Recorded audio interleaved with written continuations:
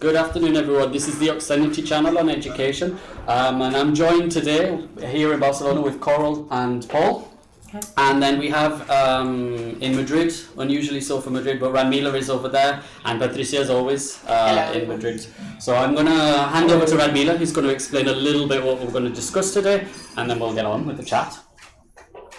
Yeah, well, we're going to talk about syllabus or syllabi, plural, right? And we're going to answer the question, well, do we need them? Do we need syllabi? And what is their function when designing a course? Do we need them when we have to accept a new student? So very practical questions. And my obvious answer is yes, we do need them, but I wonder to what extent we understand them. Mm-hmm. So we're going to our discussion is going to go around syllabi. In order to start, actually, I want to ask you guys, why do you think we don't use textbooks?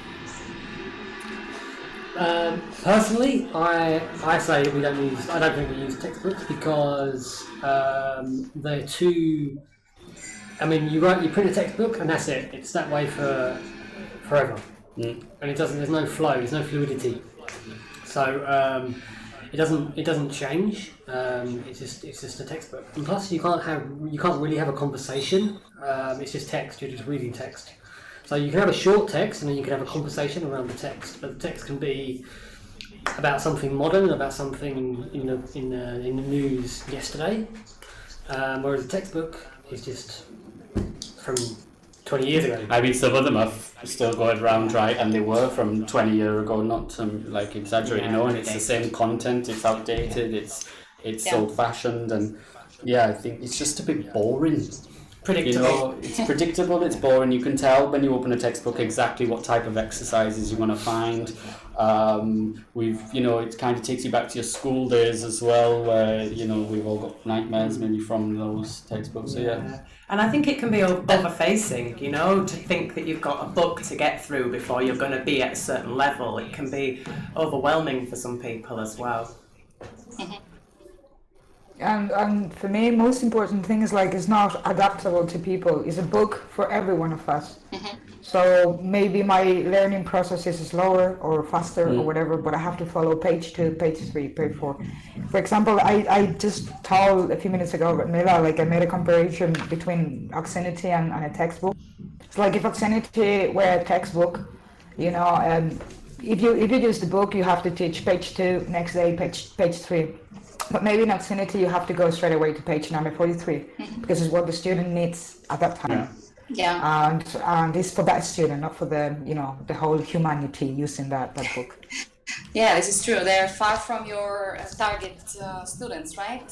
Far from you, sometimes far from your target students. But let me challenge you a little bit. So they have, if we analyze the texts in them, they're perfect. I mean, we have proofreaders, and while our system contains activities that is done by real people, textbooks are done by real people as well, but our activities are prepared by our teachers, and they sometimes have typos and spelling mistakes, and they're not always so politically correct.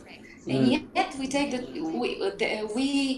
do take the trouble of creating these activities. So what is the outcome there? Why do you think we've decided to go that way?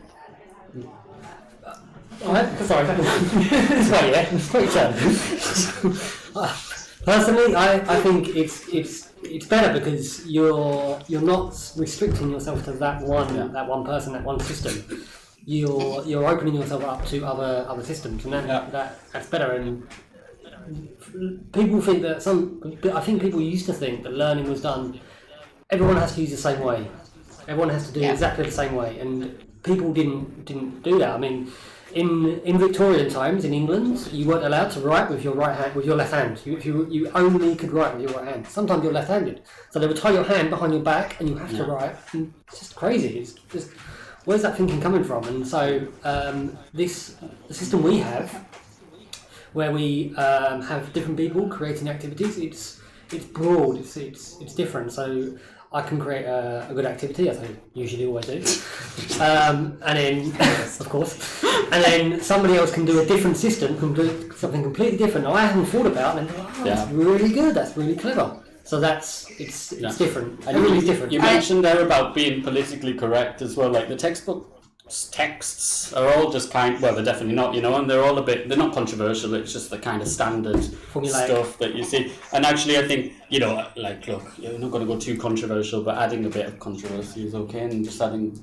you can. Yeah, and it gives good grounds for conversation, for topical debates, for actual genuinely interesting topics, as opposed to just reading what some politically correct book says so they don't get into trouble or so that they conform with specific guidelines. I think there's a limit to how many guidelines you can create, really, in terms of structure. Yeah, I absolutely agree. Actually, this is a very good point. Like that, Paul, if I agree with you, your activities are great. I particularly like them very much because they have very good guides. And what we achieve with that is that many teachers, not only they can teach with using your activities, but they can learn to be better teachers. So that is an indirect consequence of having created activities in a certain way. So all the teachers in our community, we work collaboratively. You prepare good activities, and that takes away all the burden of preparing all the classes, the whole class. But on the other hand, by following your example, yours and Rox and Patricia's and all these teachers that have raised standards, we all learn to be better teachers. That's maybe the major benefit. But there's another one, which is something that people forget about, and we should always remember. Any syllabus, no matter if situational based or grammar based or topic based or task based, any syllabus has to measure or somehow tell us how we should measure outcomes.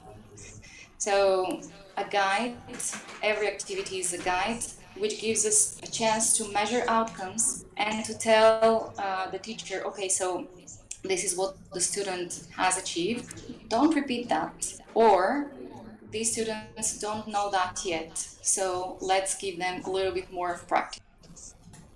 Now, I'm often asked, I don't know you, but maybe you have the same questions. When we introduce our system to new teachers, they tell me, can I not use my own activities?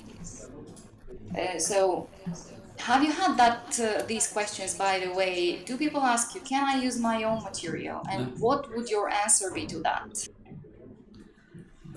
I don't know really. I mean, I guess as long as it's fitting in with the level, certainly. And then if the student doesn't know and then they learn it, then accomplished. Yeah.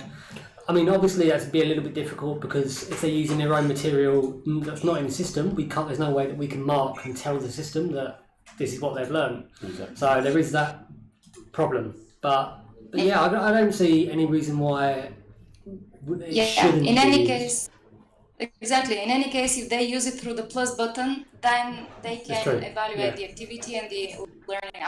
Yeah. So, sorry, Patricia, you were saying? Yeah, I was just agreeing with you. Like, they can use their material as long as it covers whatever needs for the student level, whatever.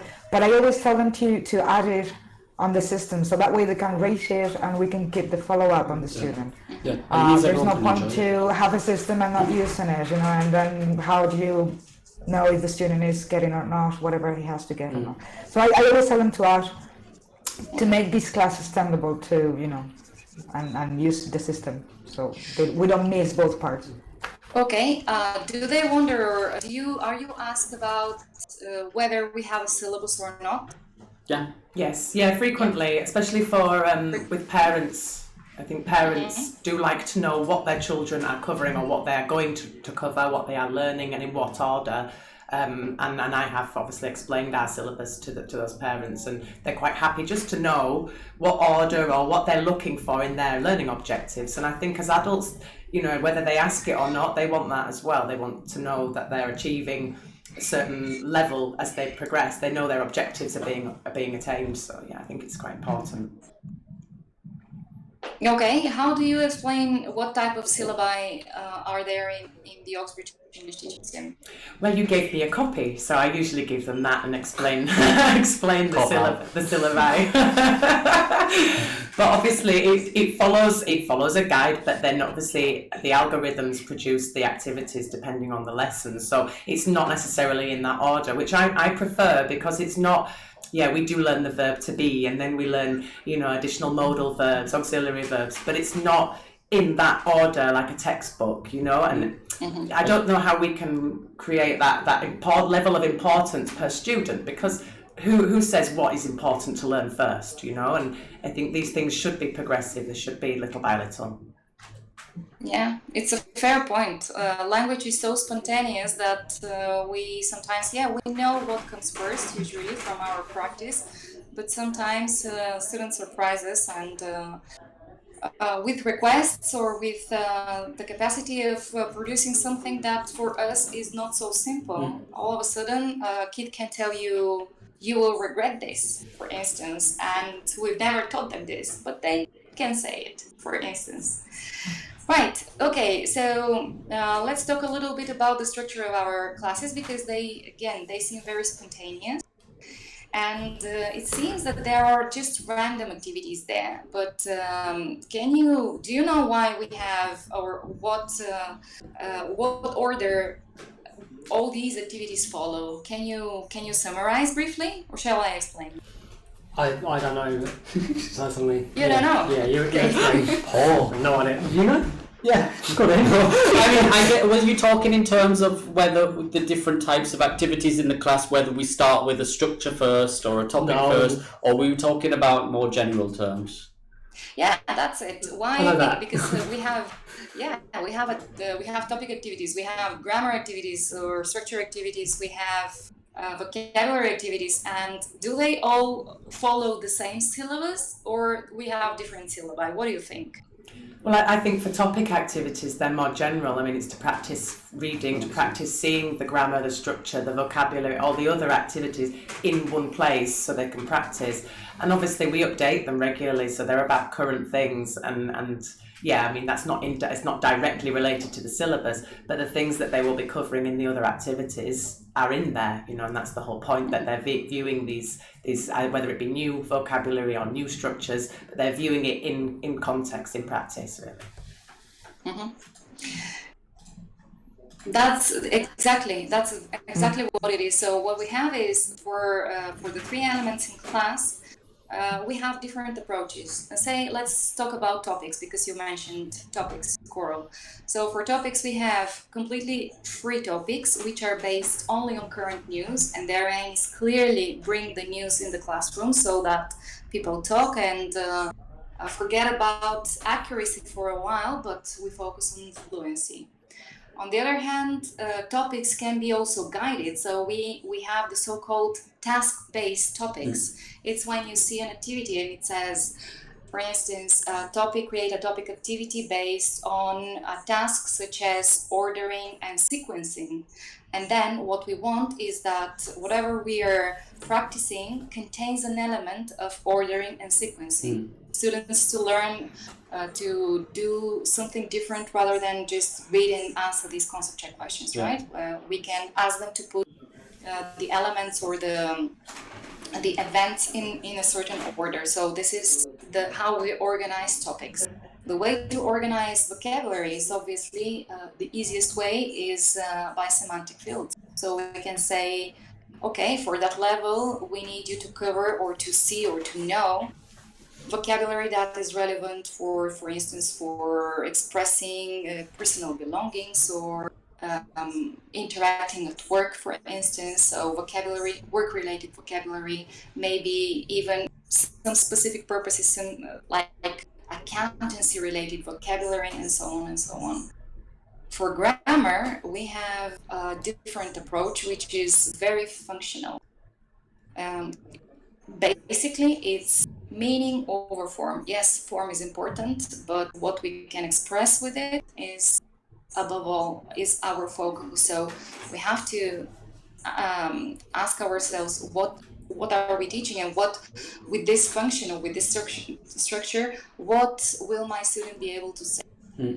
So it's not so much focusing on whether or not this is the present perfect continuous, but for instance, how I can express actions from the recent past in progress, for instance. The approach is different. So these are the 3 types of syllabi that we play with. And each one of them follows their own logic and sequence. This is how we organize. Now, what it seems in class that the teachers have just random activities, but what they have in common is that each one of them follows the logic of the syllabus that they belong to.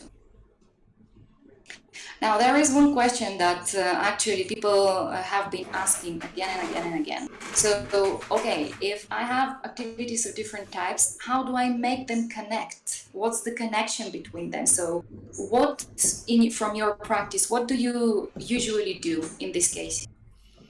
You can,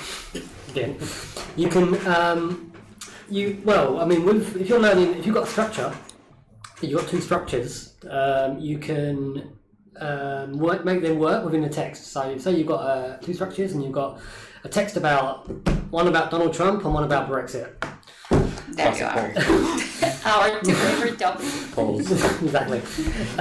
So you can use the present tense in relation to Donald Trump, in something Donald Trump did, or in something that Brexit did. So you can use the structure that you learn and the vocab as well, and the vocab activities. So you can make them work within the text. So yeah, that's. I often find the introductory questions are a good warm-up to link the 2 activities. Yeah. Rather than pretending you're starting a new conversation, it's often a good way to finish the last activity and enter a new one. Yeah, I think you can use the wrap-up and the introduction questions, right, to do the smooth links. Often it falls quite nice, so it's quite an easy transition, and sometimes maybe you've got activities that you have to think a little bit more about, okay, how am I going to go from talking about Trump to talking about phrasal verbs with put, or I don't know, something completely random, or vocabulary connected to the bathroom, I don't know, something completely random. Yeah. But there's always some way you can kind of do the linking. I think it comes down to us as teachers and as a class holder to say, right, okay, now something slightly different, or something lighter, something a little bit more engaging. You can. Yeah. Well, sometimes the students say something, say, on that note, we're going to now jump across. Yeah. And we're gonna, I think it's down to the teacher sometimes to link them together. But then do you go to the class knowing I'm going to do this activity first, this activity second, this activity third, because you prepared those links, so you've already prepared in advance the wrap-up, the questions, the transitions. Yeah, I was saying that you made a very good point there. It's like syllabus can be the best one in the world, but if you don't have the figure of the teacher is not guiding all these activities and linking them and making all the class engaging for the student, is completely worthless. I mean, I think teachers are the key points in a class. That's why we have to be so prepared. Because I heard many years ago a quote that said that actors improvise on written script. And that's true. I mean, you can improvise, but because sometimes the flow of the class makes you to improvise, or you have to change whatever you have prepared. But you had something prepared. You had everything written, structured, and well, if you have to improvise, you improvise, but you're not improvise from zero completely with no idea. Like, what am I going to teach today? Well, whatever. Yeah. Because if you do that. I mean, the syllabus is there for nothing, and if you want to use properly a syllabus, whatever it is, you have to be very well prepared. Yeah, I agree. I agree. Not only that you can improvise once, but you cannot improvise all the time, because then you have no control whatsoever on the learning outcomes. And one of the things that a syllabus provide for the student, they often compare it, a syllabus with like a contract. So a contract between a teacher and a student, this is what we agree that we're going to cover. And students also expect it because that gives them a sense of taking the responsibility over their own learning process, which is very good. So it's not only on us to teach you, but you have to learn. And if you know that this is the path that we have chosen for you, you will have peace of mind and you will have a clear goal. So, all right, I want to improve my fluency and I'm going to do all these activities to achieve it. And my teacher, after each one of them, is going to pay attention and tell me how I'm doing.